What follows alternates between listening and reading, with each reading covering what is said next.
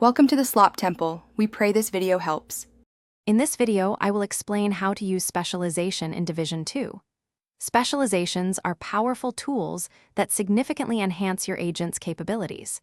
They become available once your agent reaches level 30, offering a new layer of progression. There are 7 unique specializations, each providing a distinct playstyle and tactical advantage. Selecting the right one is crucial for optimizing your combat effectiveness and team synergy. To unlock specializations, you must first complete the World Tier 1 Stronghold. After this, navigate to your character menu and locate the Specializations tab. Here, you can browse the available options and activate the one that best suits your current build.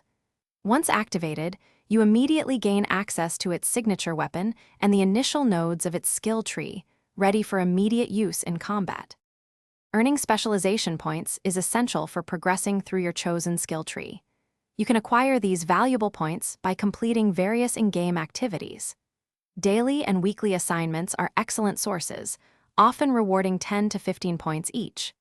Additionally, tackling invaded missions, bounties, and opening field proficiency caches will consistently provide you with more points to further develop your specialization. To truly maximize your specialization, invest your points wisely into the skill tree. Focus on nodes that complement your gear and playstyle, such as increasing weapon damage by 15% or reducing cooldowns by 10 seconds. Think about your team's needs. A demolitionist provides explosive support, while a survivalist offers healing. Experiment with all 7 options to discover the perfect fit for your agent. Thanks for watching. Consider subscribing if we helped you.